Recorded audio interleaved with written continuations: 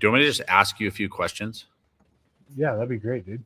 All right. We're live now. We're live now. Let's go. All right, let me get us up on the Facebook. Yeah, double check that we're live. Last time, just want to make sure we're live in the right places. I think we are. Yeah, there we go.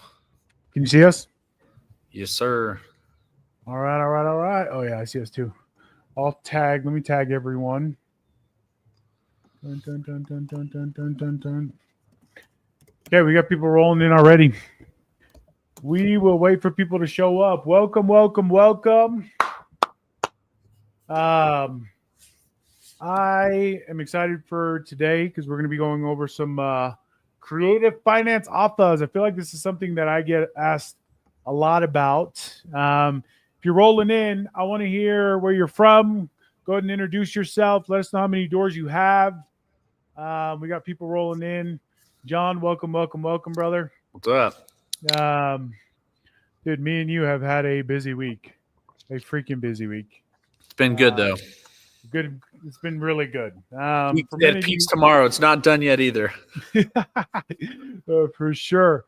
Miss Judy Sprinkle, welcome, welcome. Judy, you're my favorite. Every time you're here, you just elevate the room. So welcome, welcome. Glad you are here. Again, if you're here, go ahead and drop a comment. Want to know where you're coming from. Want to know your portfolio. Today, I'm excited. We usually get a lot of, oh, wow, we got 15 people in here. Love it. Or more than that. We got people in climbing. Okay, if you're here, please engage. Comment below. I want to know where you're watching from. I'm excited about this because we get a lot of people asking specific questions about creative finance. That tends to be, ironically, a lot of I feel like the biggest interest in this group, John, which is so funny because this group is all about short-term rentals. Granted, obviously, buying an asset creatively is, an important piece of short-term rentals. But today, we are going to be going over how to structure a creative finance deal. Riverside, welcome, welcome from Cebu, Philippines. Hopefully, I'm saying that right. My man Spencer. Hey, Spence, hopefully I'm seeing you tomorrow. Salt Lake City, no doors yet. Not yet, brother. We're going to get you a handful. For those of you that are in Utah, I am doing an event tomorrow, 7 o'clock in American Fork at the Elk Ridge Management Headquarters. You can come see this mural live. You can come see it in person. Yes, sir. And so John's actually at our office right now. Me and him have been attacking essentially the day, trying to get everybody going. So hello from South Carolina, looking to start co-hosting soon. Love it. Welcome, Jim. Thank you. Thank you. Okay, well, John, should we dive in? Yeah. So one of the big questions that I know I get all the time, and I don't do it as much as you do, Lawman, so I know you get this question a ton, is how do we structure the offer? So we looked a few weeks ago, we looked at what is a good market? How do we find a market? Then from there, we actually did live calls where I was distracted, clicking all around, sounded like a fool, but we got through it, right? So we did that. And then now we're looking at, okay, we have somebody that said yes. How do we write an offer? How do we do that? And what does that sort of look like? And what paperwork do I need? Is it that complicated, or can I just pick up the phone and say, hey, I'll pay you this much? And then when you're doing that, how much do I offer? Do I offer asking price? Do I look at the payment? What's the most important? So I get that question a ton. And I know you've probably sent out thousands of offers because even though you haven't bought in thousands of properties, not every offer gets accepted. So that's a big question I know a lot of people have and would love for you to dive into that a little bit. Absolutely. And that's a great question that honestly, there's a whole context to that question. If you guys have been joining in, you guys have by now, and if you haven't seen these, you can go back because these are our recordings in the course. You guys have seen a bit of the beginning of our process on how do I first identify a motivated seller, right? Because how to identify them, but then also how to actually reach out to them. We did live calls. I want to say that was 3 weeks ago, right, John? Yeah. And hopefully the premise of all this, what I hope you guys are taking is that it's really not that hard, and this isn't rocket science. We went through how to find motivated sellers. That's just hopping on Zillow, filtering, making sure you're finding people that have been listed for longer than 90 days, because that's automatic motivation. You pick up the phone, you call them, you have a conversation. We gave out a free script on questions to ask to identify the needs of that seller. And if you guys don't have that, then we can get that to you. Just reach out to us. Now you've gotten to the point where maybe you have somebody, whether this is somebody you've picked up the phone and called, or maybe a lot of people's first deals are within their network, their friend, their family, a cousin, right? People that are just in distress, and you are a solution, or they have come to you to essentially really find a solution of how to transact this property that they may be underwater on. They may not be able to keep up with the actual rents, etc. Whatever it be, the next step in this process really is how to submit an offer. Now, there's a long answer to this and there's a short answer to this, and these little meetings and videos aren't long enough for us to go over the whole masterclass. Yeah. So I'm going to essentially attempt to dissect and dilute the most important pieces of it. Okay. The first piece that I would say that's really easy to structure a deal is to find the right transaction coordinator. Okay. We have within our network a handful of people in different states. We have Rochelle Jarvis at Constant Contact, who's a contact of ours as well, that can do it in all states. But these are people that essentially can help put together the deal as you have agreed on it verbally with the seller and actually move the deal forward.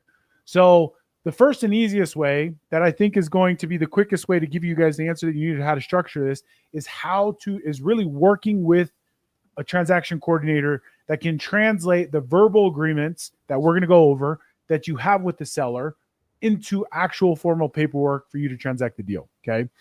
And I think the best way to show you guys literally how these deals are structured and what we're telling people is just to show you legitimately screenshots, literally screenshots of verbal offers that we have structured and that we have sent out to these sellers as soft offers, right? Because you guys should have already caught up with all the videos in the past. You find a motivated seller on Zillow, you find the realtor, you reach out to them, and you have essentially a list of questions and things on the sales pitch that we've given you that you ask them to identify needs. And then this third part is you essentially show them a deal. You give them a verbal offer and you submit essentially an offer that they can essentially look over and consider. So with that being said, let me go ahead and show. We have a few here. These are real scenarios, real life scenarios, guys, of us essentially texting this to motivated sellers, to real estate agents on additional terms. Now, a few points here of these offers. One, these are very soft. They're unofficial. That's a huge lever point when you're talking with agents, because agents a lot of times don't want to present to their seller ideas, especially ones that they don't actually understand. And so being able to break down and give them an offer that you can soft pitch them for them to be able to go back is going to eliminate a lot of the fluff and a lot of the time of trying to get in front of the seller or trying to really teach the agent in detail about some of these things. And so on these, there's a few things I want you to make note of. The first one is that we present 3 different offers, and this is called anchoring. We're essentially giving them 3 offers that no matter what offer they say yes to, it is going to effectively be a deal for me, right? And that's what we call anchoring, is we're giving them essentially a few offers that they can essentially consider, look over, and there's going to be pros and cons to each of them.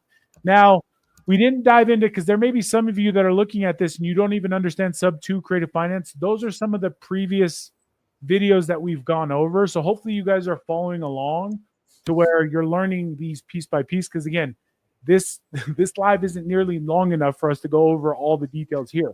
But we essentially anchored down on 3 offers, creative offers that we presented to the seller. And I want to go through each of them. So the first one is we offered a purchase price of $560,000, a down payment of $25,000 down, an interest of 4%, and a balloon of 5 years. Okay.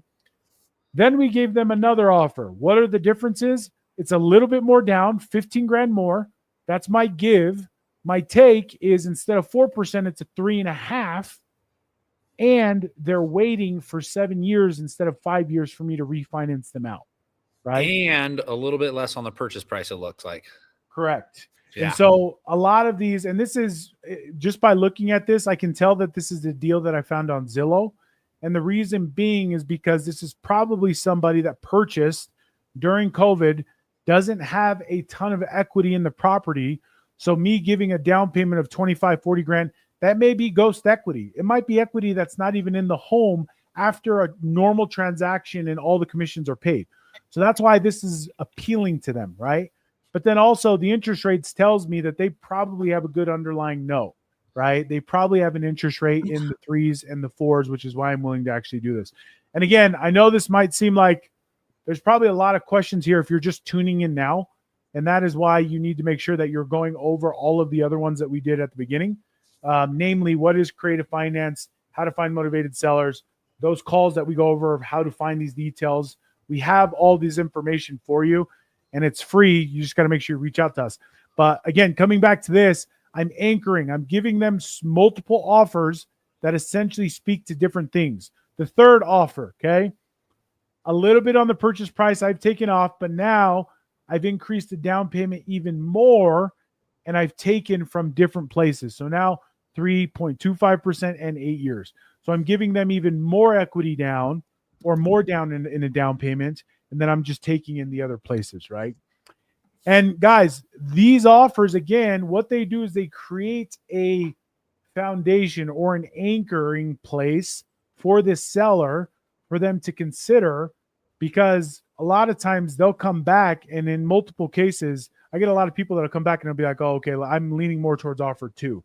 If they're telling me that, what that tells me is that they're probably wanting something that has at least 40K down, and they're not willing to go too low or too long on the balloon or the interest rate, right? Because again, no matter what they tell me, all these offers do is just tell me where they're anchored at. And no matter what they say yes to, it's going to be a benefit for me, right? And that's what we call anchoring. That's why we give multiple offers. And this is a simple principle that a lot of people often overlook, because in real estate, for whatever reason, I don't know. People just think they only have to submit one offer. And I don't know why that's like an unwritten law, but you're doing yourself a massive disservice if you are not anchoring with multiple offers in this, right?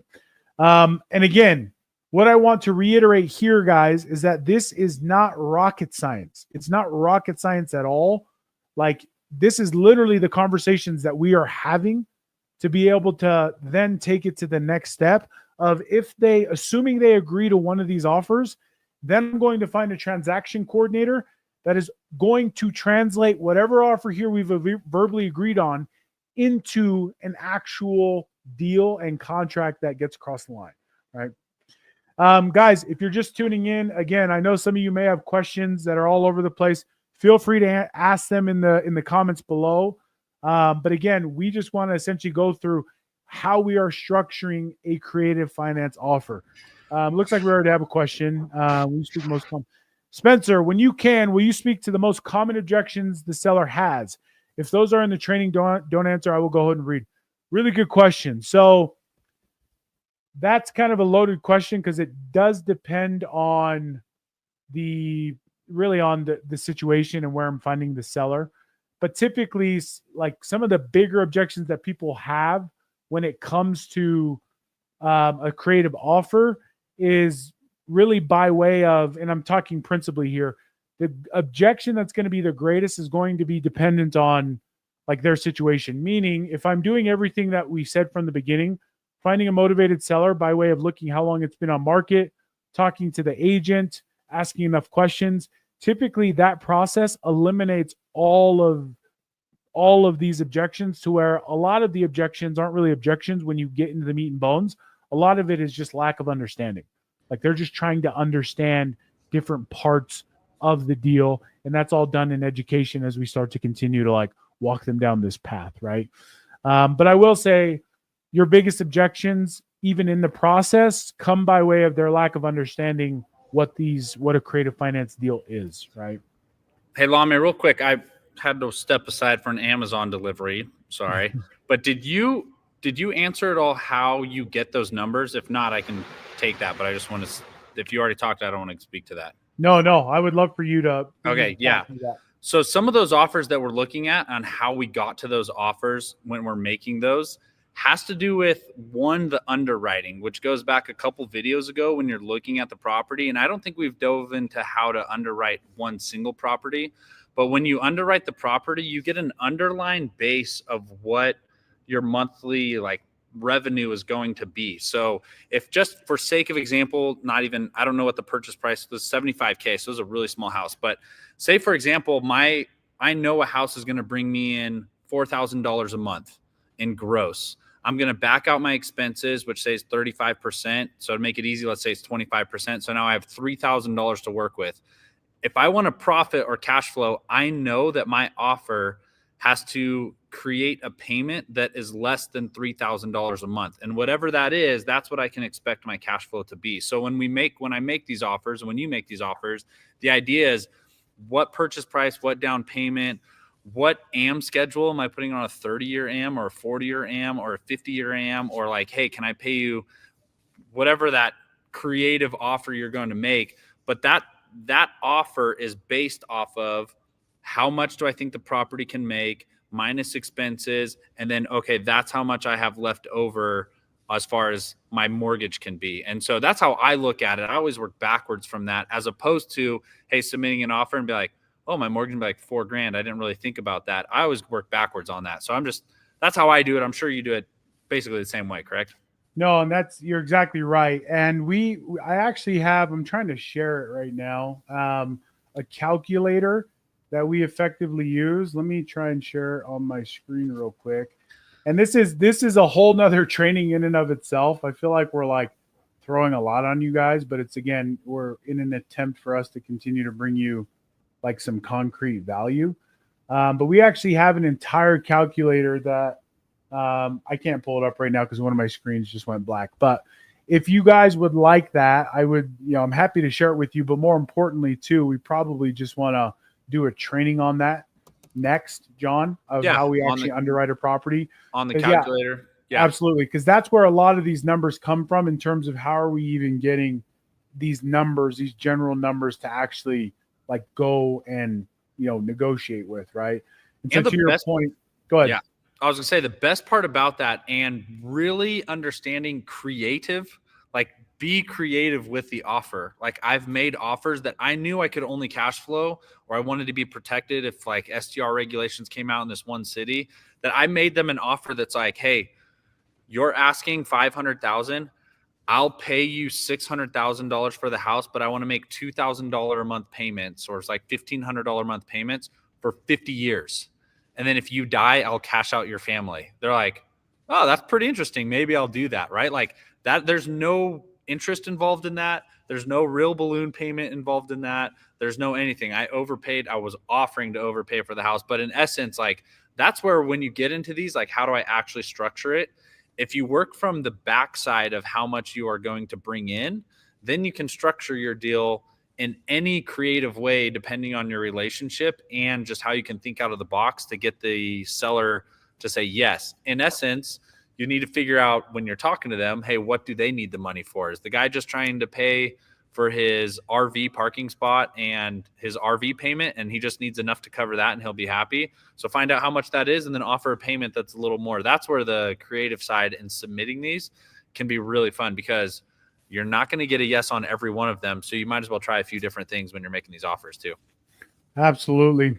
And I'm kind of showing you guys the calculator that we use. And obviously there's a lot that goes into it, and we'll dive into it one of these meetings where we'll actually show you where to find some of these numbers. But essentially this is how we're really pigeonholing a lot of our offers. Is we're just coming in, we're putting in the terms, we're essentially finding the average rate occupancy, and then we're going through and we're underwriting it with and these are all costs and things that you can just find on Google a lot of the times. And we can go through all of that. But basically this helps you kind of get a lever of like, okay, on these terms with these expense ratios, assuming this property is at 60% at 243 per year, these are the numbers. So I have a spread of, if I'm going to him, if I were to overpay for this, it's 500,000. Let's say I put in an offer at 525,000.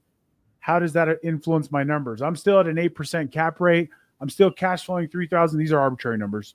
My cash flow is off the chain, and that's because these are just fake numbers. But the idea is that if I can play with these numbers and understand how much spread I have, which this gives you, then you can then go back, and that's where we're getting a lot of these numbers.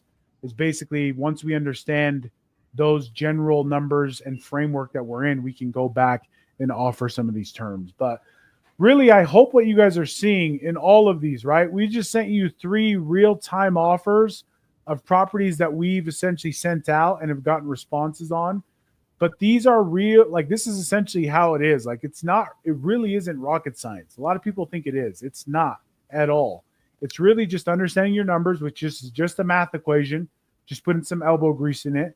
And then secondary to that is just making sure you're picking up the phone and looking in the right places for the right motivation to then go to them and essentially ask for the deal. And that's really all it is. Because once you have them verbally committed or even close, then we can officially submit an offer with a transaction coordinator that knows how to actually push it through the line to make it a legitimate deal. I was just going to bring up that point because I remember very vividly going, okay, I sent this text and they say, yes, now what? That is the hard part. If you can get a yes, you call Rochelle Jarvis from Constant Close, and they can put everything into paper that you need to make that deal go through. If you have a text agreement and a handshake of like, hey, this is what I want to do, this is what they agreed to, how do we do it? They go, oh, don't worry. And they put all the paperwork together to make it official, to get you a signed offer, to get the real estate paperwork that has to be taken care of. That part, which I always was very scared of, is by far the easiest part because there's experts that will do every part of that for you and make sure you're protected and the seller's protected. So don't let that be a hindrance. First, send out those offers and get a yes. And then if you do, you make a phone call to Rochelle or to Constant Close or to another TC and says, hey, this is what they said yes to. Can you please put that in official paper form? And then you'll get it signed. So, and that goes for any type of deal, not just a creative offer, but a lease option, contract for deed, right? A true seller finance. Like these are all things that the hardest part is just getting the seller and you to agree on terms. Like that is the hardest part by a mile. And then once you've done that, everything else can be always translated into documents that make the transaction of whatever you agree to official. So Spencer, what's the acceptance rate once you get docs sent to the seller? And that just depends on how your negotiation went with them. And if you have a strong relationship, if there's a lot of like, if there's a lot of I don't know, ambiguity between you, or like it's just not feeling right, then maybe there's less. But if you have a really good relationship and they're leaving that phone call or that text being like, hey, thank you so much for reaching out, all that, then usually once it gets to docs, it's going to get pushed through. But you never know. They could be at the 12th hour and they want to throw in a new addendum on the day you're supposed to sign that has whole new terms, and then you have to change everything. You never know. But well, and that's where, like, because what I see a lot of people make the mistake of is not doing all the little steps leading up to this, like, well, because those little steps, they essentially help you basically like whittle down what pond you're fishing from, right? Because if I'm going to fish in the ocean, theoretically, it's going to take me a lot longer to catch a fish than if I'm fishing in a pond that has, you know, just as much wildlife, right? Just as much fish. And I'm not a fisherman. So those of you guys who are fishermen are probably thinking I botched that. I probably did. But point being, right, principally what I'm trying to say is that as you're going through all of the old videos we went through, how to find motivated seller, calling them what questions to ask, what to look at the property before you even pick up the phone. Those are all things that are going to increase the probability of you closing on the deal once you get to this point. If you've done everything right, like chances are you're at a good place once they say yes. And you will be surprised that if you just stick to the process, how easy it will be. That's like, I get that all the time, right? John, that's how it was for your first deal, right? It's like Super easy. you made like 4 calls and then it was like, hey. Now granted, John is he's good on the phones and he is diligent in the processes that we put in front of him. But that's why I say, like, your closing rate should be very good. At the very least, it should be, 1 out of every 10 calls. If all 10 of those, you were essentially like doing all of the due diligence that we taught you to do beforehand in all the other videos, if that makes sense. So every process and every step matters. And there is a purpose to each of these steps that essentially allows you to get closer and closer to your goal. And so that's what I would say to that close rate. So, is John's rate better than Lame? I don't know. I mean, I will say your first deal was like you called like 5 people. So That was just lucky. I got to skip from A to Z because I learned it all. I didn't have to figure it all out on the way. I got all the answers ahead of time, which we're giving away right here. I mean, absolutely. And Judy, Miss Judy over here, she did use Constant Close. I know, Judy, you've closed on 2 properties in the last 12 months, including your primary, utilizing some of these methods. So it does work. Again, you just have to be diligent in it, right? So, yes, sir. Okay, John, any other thoughts on this? Like, is there anything else we need to go over, you think? No, I think it's pretty straightforward. And if you want to practice this stuff, it's really easy to get real practice. You just literally pick up the phone and start calling real estate agents from Zillow like we showed you. And then whether they say yes or no, you just say, hey, I want to send you an offer anyway. We'll see if would your client be opposed to this? I always say that question that way. Send it over and just start sending some. You might get one back. You never know. But that's how easy it is to practice. You don't need a license. You don't need someone holding your hand. You don't need a real estate agent. You don't need Constant Close at that point. Like, you can literally just pick up the phone, practice these, send out offers. So that's what I recommend. And that is frankly also why, you summed it up well, John. Again, it's not rocket science is really what I'm trying to get at. It really isn't. If you just pick up the phone, start taking action steps, you will start to get closer and closer to your goal. I think a key training that we will do, now that I'm saying that probably would have been valuable maybe to have before this, was the underwrite. Yeah. Now that we're doing this, it's probably a good place, because I'm sure there's a lot of questions. Is like, okay, where are you guys getting these numbers? That's a huge question that needs to be answered. So I think we'll save that for next time. And again, we're trying to give you guys a masterclass in limited time, but for this specific topic in terms of how to structure creative finance offer and how to go about putting one in, there's very simple steps. It's unofficial. You find a TC, they'll make it official. You just have to do the grunt work and make sure that you're just picking up the phone and talking to sellers. So, any questions there? We'll open up a few more minutes for questions. If anybody has anything about this topic or anything, we've gotten some great engagement, some good eyes. If you guys are watching this, please ask any questions. I think Spencer's, how long does it take to run each property through your calc to ensure your offer is aligned? I feel like I would run through each property through the calc before calling, or am I overthinking it? That's a really good question. John, I'll let you answer that. Your thoughts, and I'll give mine too. Yeah, so my short answer to this is I try to look at an overall market first and look at the type of house that I want to buy, whether it's a 3-2 or a 5-bedroom or whatever. And then once I feel fairly confident with that size of house, then I just start blasting off phone calls to houses that fit that criteria. And then if I get somebody that's interested, I'll run it through the calculator before I send them over that text. So that's kind of my process. If you try to underwrite every property on Zillow before you make the phone call, you will waste hours and hours on houses that are absolutely no chance of being a deal for XYZ reason. Because not everybody's going to say yes, but if you get an idea of the market, like, Lodi, California, I like 5-bedroom, 3.5 baths and bigger. So any house that's for sale on that, I'll call. If it's not old and janky, I'll call on that right away. And then if they say yes, I'll take that and put that specific house into the calculator and then run it, because we don't know what their mortgage is, or is it owner? Am I doing a seller carry? Am I doing a sub 2? And then that information goes into the calculator. So I look overall market first, big picture, probably general, not It just depends on how interested I'm in that market. Then I make phone calls. If I get a yes or even interest, then I put it in the calculator. Yeah, just to add to that and give like a breakdown of timeline. This is essentially the process that John is speaking to that I utilize as well. Is I'm looking at overall. I like, let's call these are arbitrary, but I look at Salt Lake. I see that 3 bedrooms with 2 bath townhomes do really well. I'm going to start looking at the market for those of motivated sellers. So now I'm going back to our first training. I'm pulling up Zillow. I'm filtering for those. I'm looking for people that have property posted 90 days or longer. Maybe it shows that they purchased it during COVID, so that I know they have a good rate. Then I'm picking up the phone and I'm making a call. And the call, as we went over and you guys saw, is just a discovery call. That's all I'm doing is I'm just figuring out if there's even a deal on the table, asking questions, getting information.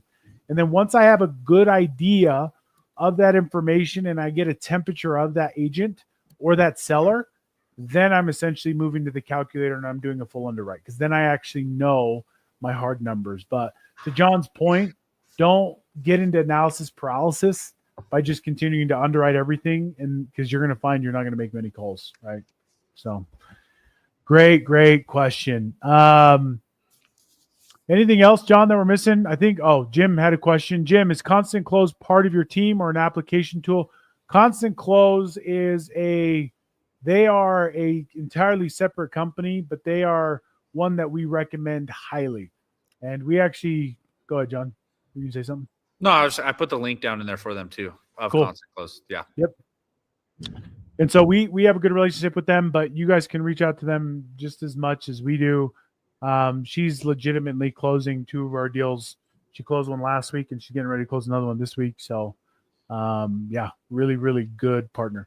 And they're ones that know creative really well, because you're going to get a lot of people that say they know creative, and then when it comes down to the nuts and bolts and brass, they don't actually. And so Constant Contact or Constant Close is somebody that knows how to transact these deals well.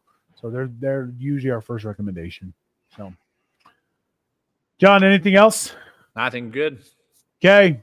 Hey, well, as always, we're trying to bring constant value to you guys. I'm learning that next week we should go over underwriting. I think that's what we need to do. So if you guys want to see the numbers of how we underwrite and to kind of put this entire process together, we will be doing this next week, same time.